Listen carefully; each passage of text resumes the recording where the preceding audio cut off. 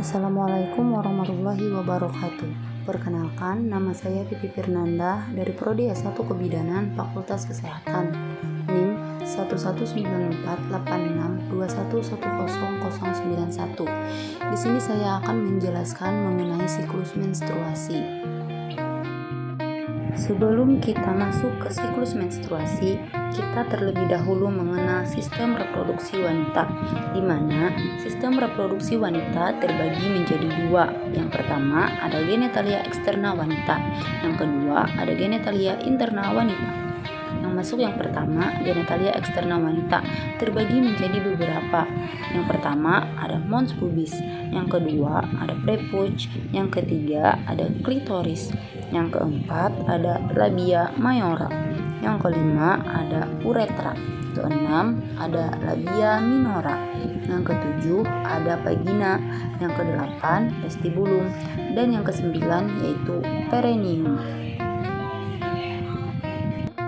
Kemudian kita masuk ke genitalia interna wanita, di mana di genitalia interna wanita dibagi menjadi empat. Yang pertama ada vagina, yang kedua ada uterus, yang ketiga ada tuba fallopi, yang keempat ada ovarium. Selanjutnya kita masuk ke siklus menstruasi. Yang pertama, pengertian menstruasi, di mana menstruasi itu sendiri adalah pelepasan dinding rahim atau endometrium yang disertai dengan pendarahan dan terjadi di setiap bulannya kecuali pada saat kehamilan. Lama menstruasi itu sendiri terjadi sekitar 3-7 hari dengan rata-rata 5 hari. Kemudian kita masuk ke siklus menstruasi. Siklus menstruasi terbagi menjadi 4 fase. Yang pertama ada fase menstruasi, yang kedua ada fase praovulasi, dan yang ketiga ada fase ovulasi, yang keempat fase pasca ovulasi.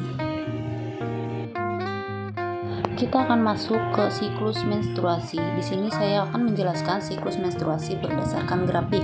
Yang pertama, ada fase menstruasi. Fase ini tidak dibuahi oleh sel ovum atau sel telur, maka kadar hormon progesteron ikut menurun sehingga menyebabkan peluruhan dinding rahim atau endometrium sehingga terjadilah menstruasi. Dalam fase ini, hormon FSH dan LH dibantu dengan hormon estrogen yang membantu mematangkan sel telur atau sel ovum berikutnya. Pada fase ini terjadi 3-7 hari dengan rata-rata 5 hari. Yang kedua ada fase praovulasi atau folikuler, yaitu ketika sel ovum atau sel telur sudah matang, maka hormon FSH dan LH mengalami sedikit penurunan, sehingga hormon estrogen mengalami kenaikan dan dinding rahim atau endometrium mengalami penebalan. Kedua hal ini terus naik ke tahap maksimal. Yang ketiga ada fase ovulasi. Setelah pencapaian titik maksimal, hormon estrogen mulai menurun.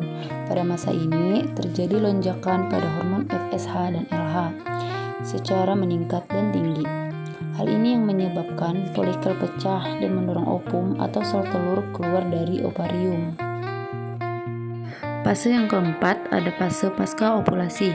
Setelah ovum terlepas, folikel yang ditinggalkan akan membentuk atau menjadi korpus luteum.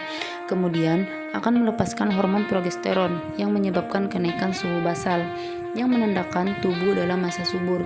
Selepas ovulasi, hormon progesteron dibantui oleh hormon estrogen memiliki tugas untuk menahan dinding rahim. Namun, lama-kelamaan korpus luteum hancur dan tidak lagi memproduksi hormon progesteron. Hal ini yang menyebabkan hormon endometrium mulai luruh dan terjadi menstruasi berikutnya. Nah, itu tadi sedikit penjelasan mengenai siklus menstruasi. Semoga video tersebut dapat bermanfaat bagi teman-teman ya, dan semoga bisa membantu teman-teman semua yang sedang belajar. Terima kasih.